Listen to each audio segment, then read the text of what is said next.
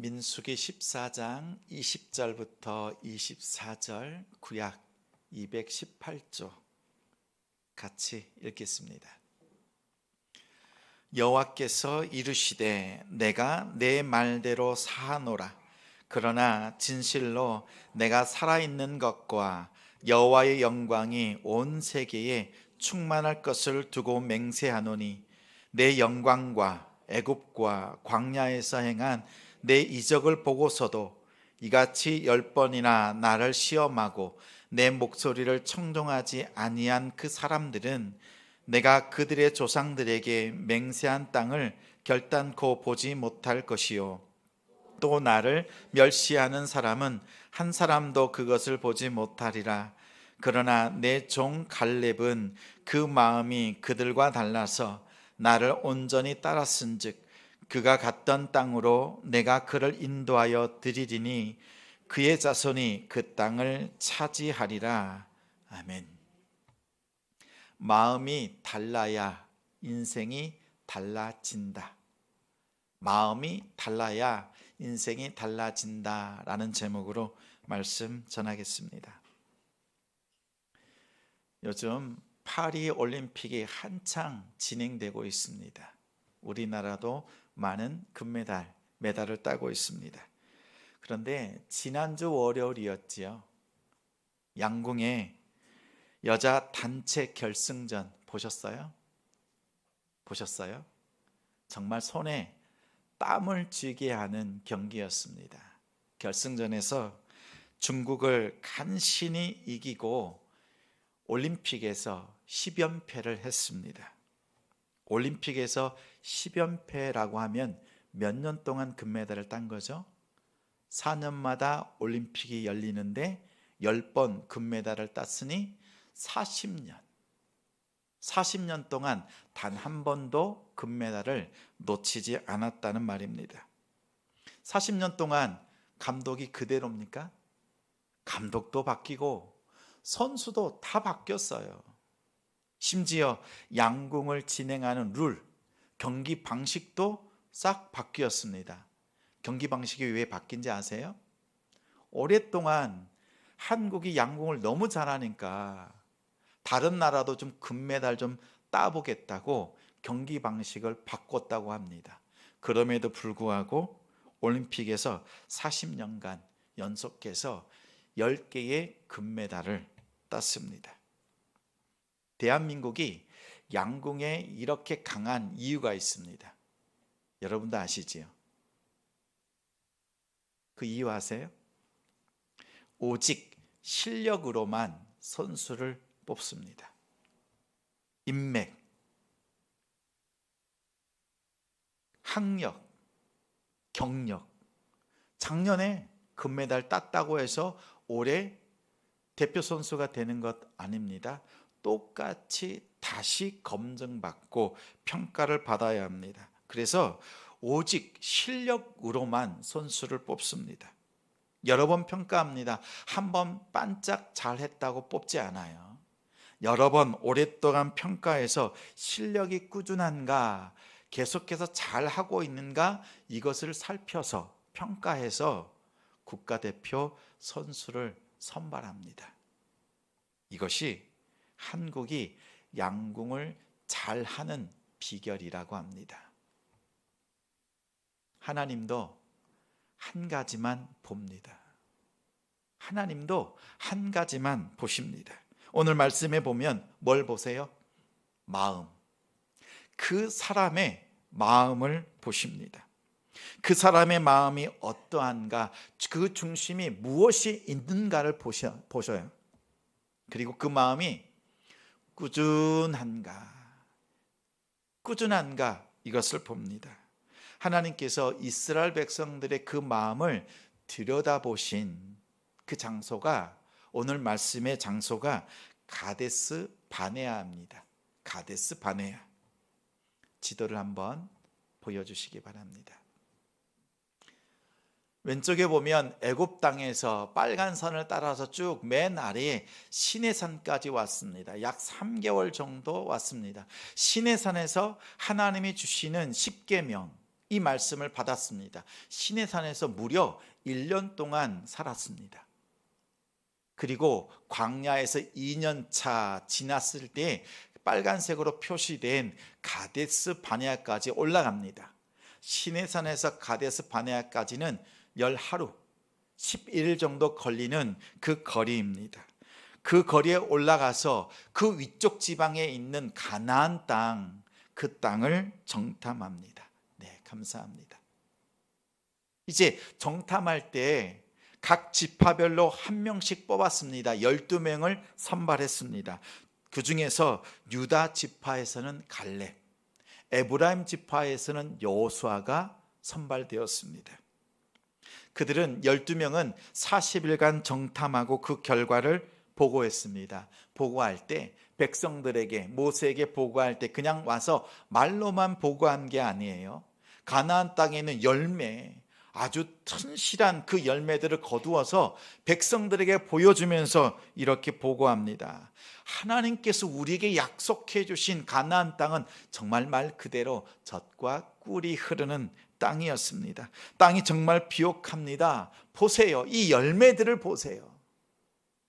그러나 가나안 주민은 아주 강합니다. 이 땅의 주민들은 거인과 같습니다. 그들 앞에 우리는 메뚜기 같습니다.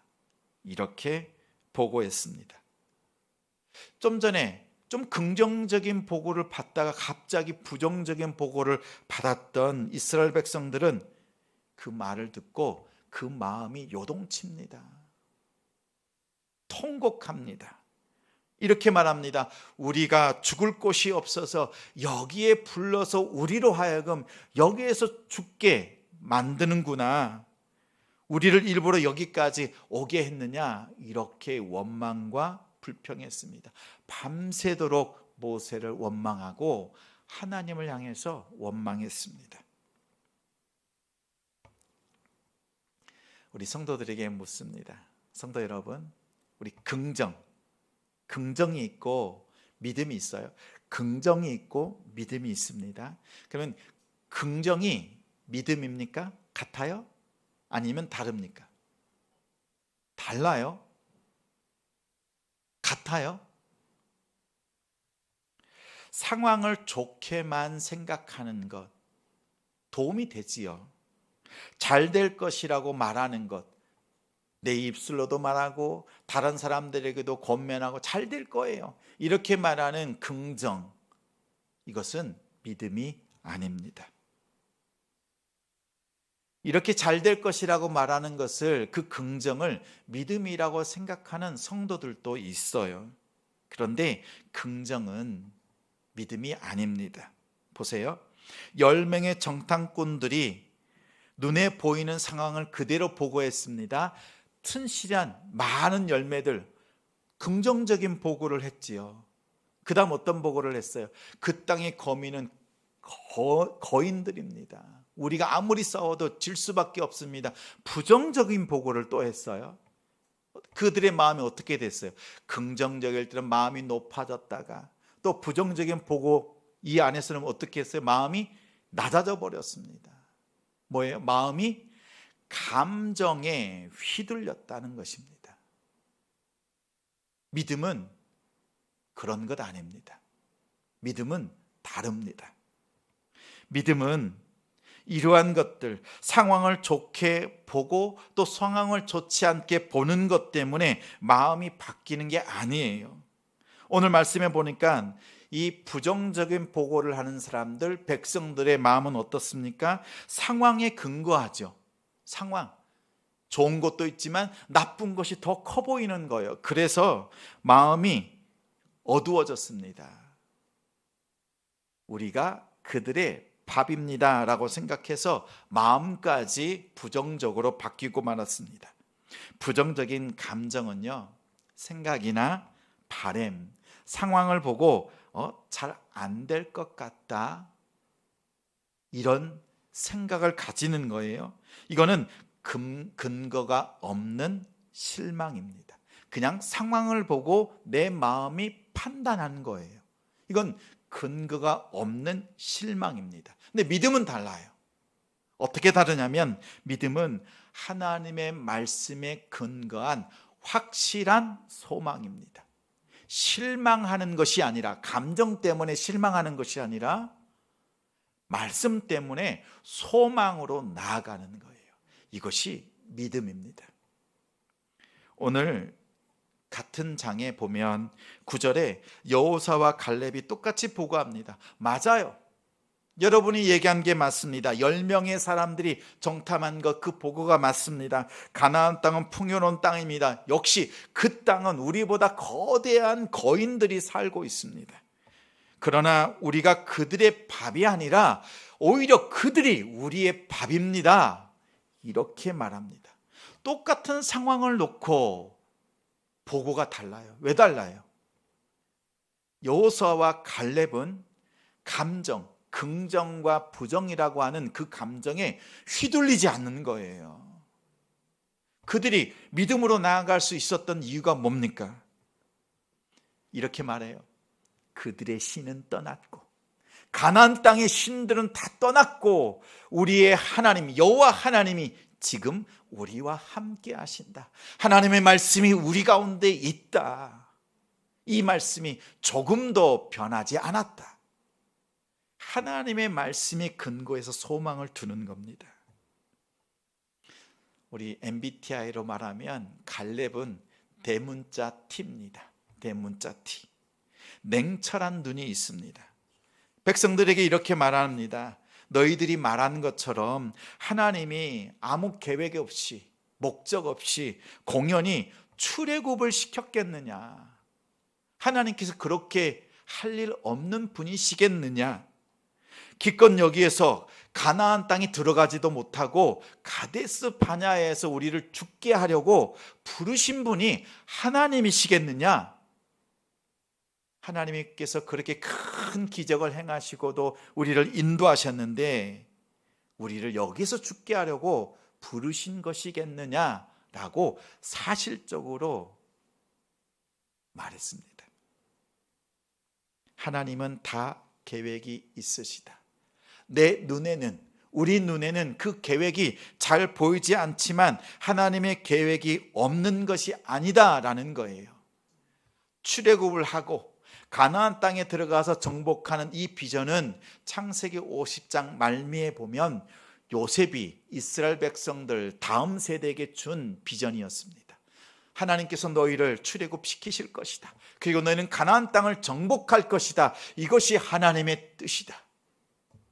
430년 후에 이스라엘 백성들이 출애굽했고 가나안 땅을 목전에 두고 있습니다. 그 하나님의 비전이 변하지 않았어요. 그런데 이스라엘 백성들이 어때요? 감정, 부정과 긍정적인 그 감정에 휘둘리고 있는 겁니다. 믿음은 상황을 보지 말고 맹목적으로 믿으라라고 하는 것이 아니에요. 상황을 보지 말라는 거 아니에요. 상황을 잘 봐야 합니다. 잘 파악해야 됩니다. 상황과 하나님의 약속 그 사이에서 갈렙처럼 감정이나 이것에 휘둘리지 말고 하나님의 약속의 말씀 속에서 이것을 근거해서 확실한 소망을 가지라라고 하는 것이 믿음입니다. 믿음. 우리가 하나님의 약속과 응답을 가지고 있으면서도 불안하잖아요. 불평하잖아요. 여러분 천국 갈 확신 있으시지요? 천국에 들어갈 그 소망이 있으시지요? 있어요? 자, 구원이라고 하는 확실한 약속을 믿으면서도 그 약속에 믿음이 있으면서도 불구하고 우리 입술에서 불평이 튀어나오는 이유가 무엇인지 아세요? 하나님의 구원의 약속이 있지만 우리의 현실이 너무 힘들기 때문에 그렇습니다. 감당하기 어려울 때 불평, 불만이 나옵니다. 불만족스러워서 우리의 입술이 감정에 따라서 말을 하고 있는 것입니다. 하나님의 말씀보다 나의 상황, 말씀이 있는데 내 상황이 더 크게 보여요. 이 문제가 더 크게 보이니까 어떻게 해요? 감정에 휘둘려서 불평이 나옵니다. 마음이 믿음을 선택하기보다 긍정이나 부정적인 감정을 선택하는 것, 이것은 믿음이 아닙니다. 근데 분명 우리는 감정적인 동물이에요. 맞아요. 왜 감정에 휘둘리지 않습니까? 누가 나에게 지적질 해보세요. 여러분이 저에게 만약 설교를 가지고 지적을 하고 뭔가 저에게 나쁜 말을 하면 제가 감정에 휘둘리지 않겠습니까? 휘둘리지요. 그렇죠? 우리도 그렇잖아요. 감정에 휘둘릴 수밖에 없습니다. 그러나 휘둘리더라도 빨리 회복하는 것이 중요합니다. 여호수아와 갈렙이 하나님을 향한 믿음을 가지라고 말합니다. 근데 이스라엘 백성들은 어떻게 해요? 그 감정에 아예 빠졌어요. 그래서 벗어나지를 않습니다. 오히려 돌을 들고 여호수아와 갈렙을 돌로 치려고 합니다. 그때 하나님이 나타나셔서 진노하십니다. 이스라엘 백성을 모두 진멸하겠다 이렇게 말씀합니다. 그러자 모세가 깜짝 놀라서 하나님 앞에 엎드려서 중보 기도합니다. 하나님, 잠시 생각해 주십시오. 저의 기도를 들어주십시오 라고 합니다.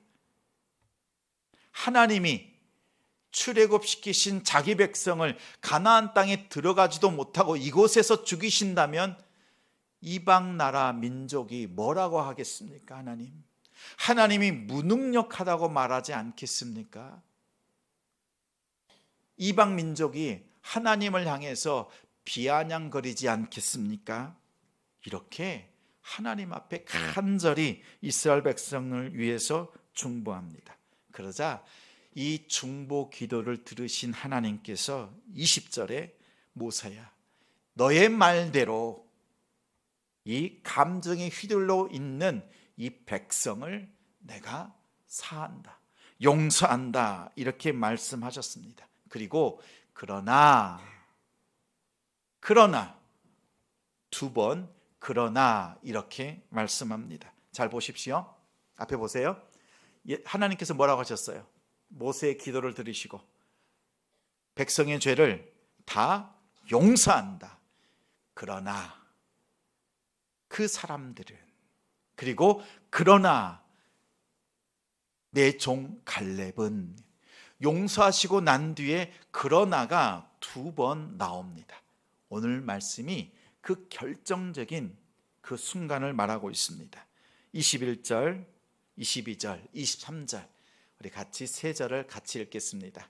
그러나 진실로 내가 살아있는 것과 여호와의 영광이 온 세계에 충만할 것을 두고 맹세하노니 내 영광과 애굽과 광야에서 행한 내 이적을 보고서도 이같이 10번이나 나를 시험하고 내 목소리를 청종하지 아니한 그 사람들은 내가 그들의 조상들에게 맹세한 땅을 결단코 보지 못할 것이요 또 나를 멸시하는 사람은 한 사람도 그것을 보지 못하리라. 하나님께서 말씀하시는 거예요. 10가지 재앙으로 내가 애굽을 심판했다. 그리고 너희를 구원했다. 홍해를 갈라서 너희로 하여금 마른 땅, 그 마른 땅을 건너게 했다. 만나를 주었다. 물을 주었다. 메추라기를 주었다. 이스라엘 백성들과 시내산에서 언약하고 너희에게 십계명을 준 것이 바로 나다. 나는 너희의 하나님이 되고 너희는 나의 백성이 되리라. 이 언약을 한 것이 나다. 구름 기둥, 불 기둥으로 너를 지키고 인도한 것이 바로 나다. 그러면서 뭐라고 말씀하세요? 22절에 그들과 함께한 모든 것, 그 큰 기적, 이적을 보고도 불순종하는 자들, 10번이나 나를 너희가 시험했다. 여기서 10번은 딱 10번이 아니라 시험하고 또 시험하고 또 시험하고 또 시험하고 이것을 말합니다. 그렇게 나를 시험하고도 말씀을 듣고도 행하지 않는 그 사람들, 그러나 그 사람들은, 그런데 24절에 하나님께서 말씀하세요. 그 사람들이 어떤 사람들인지. 하나님이 그 사람들을 23절에 보면 이렇게 말씀합니다. 나를 멸시한 자들. 보세요. 하나님이 하신 일을 보고도 듣고도 불순종하는 자들. 그럼 우리 생각하죠. 믿지 않은 것 뿐이죠 라고 말할 수 있죠. 근데 하나님이 말씀하시는 거는 믿지 않았다라고 말하는 것이 아니라 나를 멸시했다. 하나님이 하신 일을 보고도 믿지 않는 사람에게는 하나님께서 멸시했다는 것이, 이것이 하나님 앞에 죄가 돼요. 믿지 않는 것, 하나님 앞에 죄예요. 그래서 구원이 없어요. 구원. 자, 그런데 하나님께서 여기에서 끝나지 않으시고 이 상황을 다시 반전시키시는 그러나라는 말씀으로 덧붙여 주십니다.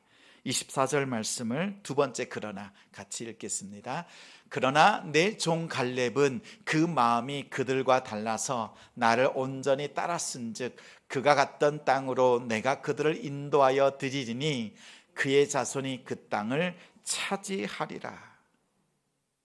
하나님께서 용서하셨는데 그러나라고 해서 그 불순종한 자들, 하나님을 멸시한 자들을 다 이 광야에서 죽게 하셨다, 이것으로 끝나지 않게 하셨어요.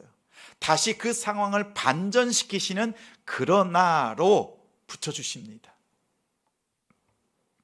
갈렙은 그 마음이 온전했다라고 합니다. 여기서 온전했다라고 하는 히브리어의 말의 그 뜻은 채우다, 또 충만했다, 가득했다라는 겁니다. 하나님께서요, 갈렙의 마음을 가만히 들여다보았더니 그의 마음속에 뭐가 가득 채워져 있어요. 이스라엘 백성들의 마음속에 뭐가 가득 채워져 있었어요?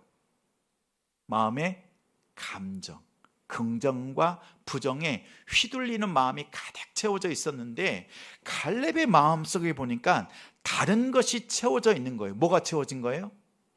하나님의 약속의 말씀을 신실하게 믿는 마음, 감정이 채워져 있는 것이 아니라 말씀이 가득 채워져 있는 거예요. 하나님께서 보신 것은 다른 것 아니에요. 출애굽할 때부터 가나안 땅에 들어갈 때까지 하나님의 말씀을 이루신다. 그렇기 때문에 갈렙은 마음을 지키는 거예요. 여호수아는 마음을 지킵니다. 왜요? 감정에 휘둘리지 않겠다. 말씀에 근거해서 내가 가나안 땅, 하나님의 약속해 주신 땅, 하나님께서 이루신다. 올곧게 하나님의 말씀을 믿는 마음이 있는 거예요. 우리 성도들의 마음에는 뭐가 있어요? 제가 제 마음을 돌이켜봐요.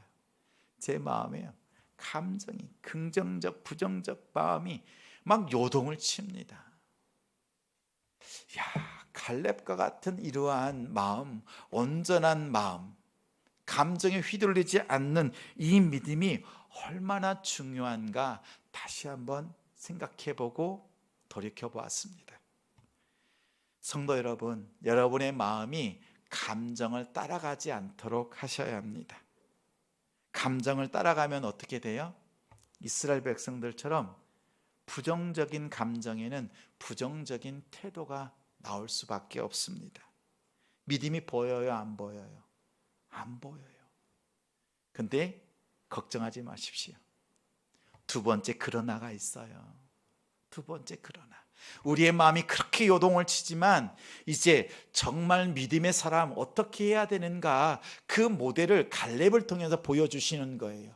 꾸준한 믿음, 말씀을 꾸준하게 붙잡고 나아가는 그 믿음을 갖자라고 그러나 갈렙을 소개하고 있습니다. 여러분, 공부할 때 우리 자녀들의 성적표 받아보셨지요? 한 번은 좋았다가 한 번은 바닥을 치면 어떻게 돼요? 실력이 있는 거예요, 없는 거예요? 실력이 있는 거예요, 없는 거예요? 없어요. 부모들의 마음이 아픕니다.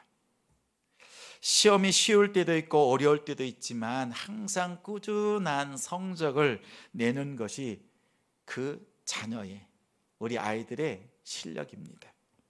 근데 세상에서도 이렇게 꾸준한 실력이 인정받듯이 하나님 앞에서도 꾸준한 마음, 꾸준한 믿음이 하나님 앞에 인정을 받습니다. 오늘 말씀에서 말하고 있는 꾸준한 마음, 온전한 마음 이렇게 표현했는데, 이 온전한 마음이라고 하는 것은 다른 것 아닙니다. 여러분이 온전한 사람이 되라 이런 뜻이 아니에요. 왜냐하면 우리는 태생적으로 감정에 휘둘릴 수밖에 없는 연약한 존재예요. 그 상황에 빠질 수밖에 없는 존재입니다. 또 우리가 흠 없는 그런 사람, 온전한 완벽한 사람이 되라라고 하는 뜻도 아니에요. 이 온전한 마음이라고 하는 것은 그런 뜻이 아닙니다. 자, 우리가 양궁 경기를 보셨잖아요. 우리나라 양궁 선수들이 9점을 쏘면 여러분 마음은 어떻게 됐었어요? 잘했다 이랬어요? 기본이다 생각했어요. 야, 9점은 기본이지, 기본. 그죠? 잘했단 마음이 들어요, 안 들어요? 좀만 더 열심히 잘하지, 이런 마음 들었지요. 10점 쏘면 어떻게 해요?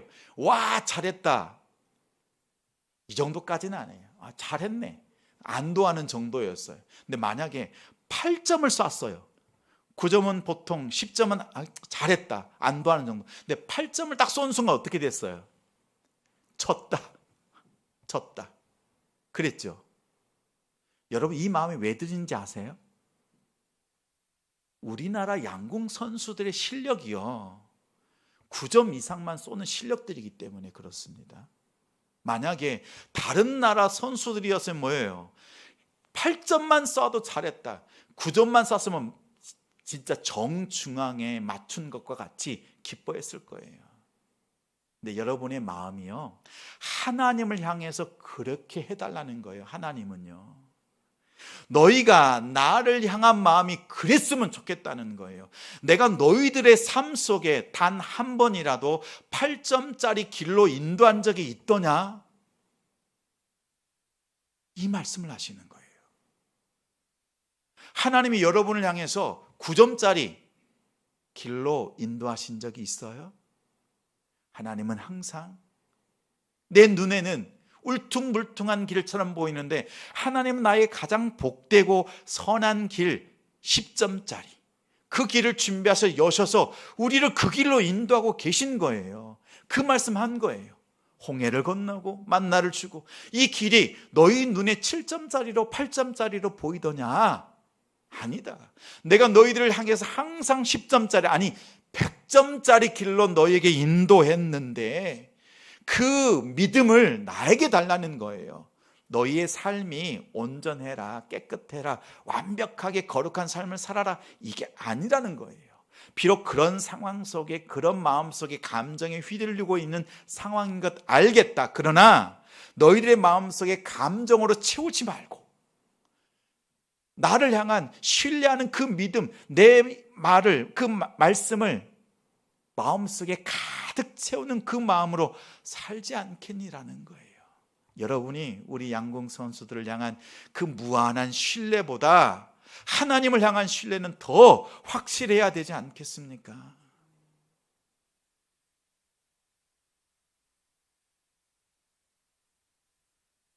갈렙이 온전한 사람이 되었다는 것이 아닙니다. 갈렙이 하나님을 온전히 믿는 믿음, 하나님의 그 마음으로 가득 채워진 그 마음이 늘 변함없었다, 꾸준했다라고 하는 뜻입니다. 하나님이 그러한 갈렙을 소개하시면서 우리에게 말씀하는 거예요. 너희들이 갈렙과 같이 말씀 속에서 온전한 믿음으로 서 있다면 너와 너의 자손들, 너의 후손들이 그 가나안 땅을 차지할 것이다. 그러나 감정적인 휘둘림에 있었던 그 사람들은 광야에서 다 엎드려졌습니다. 다 죽었습니다. 여러분, 어떤 마음을 가지시겠어요? 여러분의 마음속에 감정을 채우겠습니까? 말씀을 채우시겠습니까? 하나님을 향한 무한한 신뢰, 그 마음을 하나님 앞에 들이시는 우리 성도들 되시기 바랍니다. 근데 이 가데스 바네아가 지금 광야 생활에 몇 년째예요? 1년 지나고 조금 지나서 2년째입니다. 2년째. 그렇죠? 광야 생활이 40년 있었잖아요. 남아있는 38년 동안, 그리고 가나안 땅을 정복해야 되는 일들이 있어요. 근데 이 가데스 바네아에서 하나님께서 여호수아와 갈렙의 마음을 얻으신 이유가 뭘까요?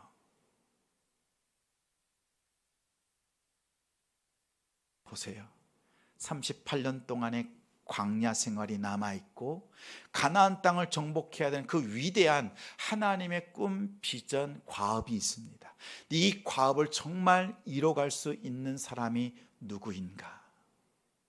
갈렙처럼 너희가, 우리 성도들이 하나님의 나라와 꿈과 그 비전을 이뤄가는 온전한 믿음으로 가진 우리 갈렙과 같은 사람이 되어야 되지 않겠는가? 가데스 바네아에서 이스라엘 백성들을 향해서 여호수아와 갈렙을 향해서 하나님께서 그렇게 질문하고 계신 겁니다. 성도 여러분, 하나님 앞에서 우리 믿음의 꾸준함, 말씀 속에서 살아갑시다. 내 마음의 감정에 따라서 예배 드렸다가 안 드렸다가, 내 상황에 따라서 예배 빠졌다가 안 했다가, 마음이 좋으면 기도하고 그렇지 않으면 기도의 줄을 놓고, 이러면 안 된다. 믿음의 꾸준함으로 나아가는 우리 성도들 되시기 바랍니다. 자, 하나님께서 보세요. 용서하셨습니다. 그러나 하나님께서 그들의 인생, 불순종하는 자들에게, 멸시하는 자들에게 뭐 하셨어요? 인생의 책임을 물으셨어요. 또 그러나 하나님께서 그들에게 가나안 땅이라고 하는 약속을 주셨어요. 왜 이렇게 하나님께서 하시는 거예요? 용서하셨다면서도 불구하고 그 인생의 책임을 물으시는 이유가 뭐예요? 하나님은 두 가지 특징이 있어요. 첫 번째, 공의의 하나님이세요. 죄에 대해서만큼은 좌시하지 않습니다. 쉽게 넘어가지 않습니다. 그런데 어떻게 해요? 그러나 하나님은 어떻게 하세요? 사랑의 하나님이세요. 공의로 하나님께서는 똑같이 심판하시지만 그러나 사랑의 하나님이세요. 그 공의를 덮어주시는 분이 하나님이세요. 그래서 하나님께서는 죄에 대해서 분명하게 말씀하시고, 또 그 분명한 하나님의 말씀은 사랑으로 덮어주시는 그러나가 따라 붙는 것입니다. 이것을 기억하는 우리 성도들 되시기 바랍니다. 자, 우리 여행 시즌이지요. 여름 휴가를 다녀오는 때입니다. 여러분, 돈 걱정하지 말고 다녀오십시오. 제가 다 대주겠습니다 라고 하면 여러분 생각만 해도 좋으셔요?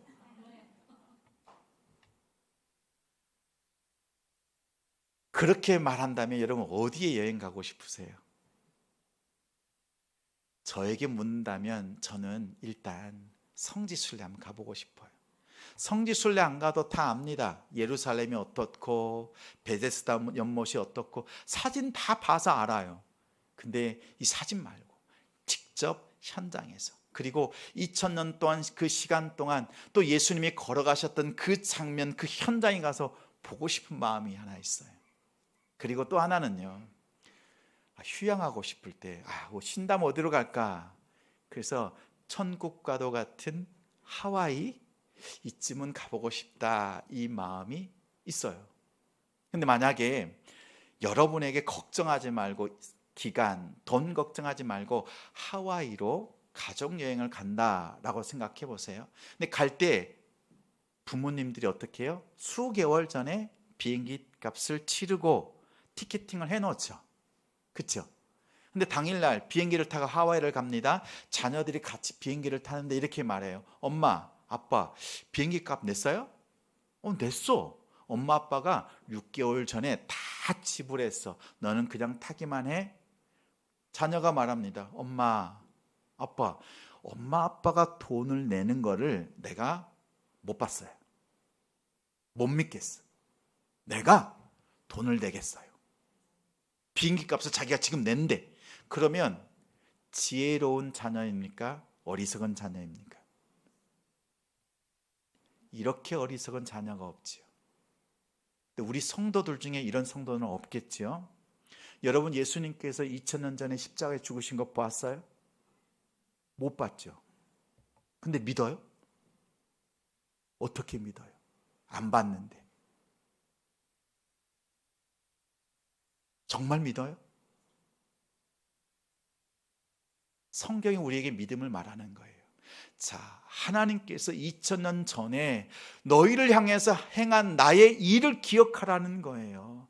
하나님께서 하신 일이 뭐예요? 2000년 전에 십자가에서 우리가 태어나기도 전에 창세 전부터 우리의 모든 죄를 용서하셨고, 또 그 공의를 세우신 하나님께서 사랑으로 우리를 품으셨다, 구원하셨다, 구원하신다, 구원의 소망이 있다. 이것을 성경이 수없이 말하고, 예수님께서 십자가에서 오셔서 2000년 전에 그 말씀대로 정말 죽으신 그 일을 보고도 믿지 않으면 어떻게 돼요? 오늘 말씀에 보고도 믿지 않으면, 불순종하면 그 사람은, 하나님은 어떻게 하는 사람이라 했어요? 멸시하는 사람. 그냥 안 믿는 사람이 아니라 하나님을 멸시하는 자라고 했어요. 그럼 구원이 있어요, 없어요? 없죠. 우리의 믿음은 다른 것 아니에요. 우리가 하나님 앞에 완전하게 되어서 뭔가 정말 삭개오처럼 놀랍게 변화되어서 구원받는 게 아니라, 하나님이 하신 일을 내가 믿고 그 약속하신 것을 내 마음에 간직하고 감정이 휘둘리는 것이 아니라 그 말씀을 내 마음에 품고 그 마음으로 하나님 앞에 가는 거예요. 이것이 하나님 보시기에 온전한 믿음이다 라고 말씀하는 거예요. 여러분, 어렵습니까? 어려워요? 하나님이, 예수님이 여러분을 위해서 하신 일을 기억하고 그것을 믿는 것이 온전한 믿음입니다. 이 믿음으로 나아가는 우리 성도들 되시기 바랍니다. 온전한 믿음, 여호수아와 갈렙과 같은 꾸준한 믿음, 변함이 없는 그 믿음으로 서시는 우리 성도들 가정이 되시기를 주님의 이름으로 축원합니다. 축원합니다. 우리 함께 말씀 기억하며 함께 찬양 드리겠습니다. 찬송가 540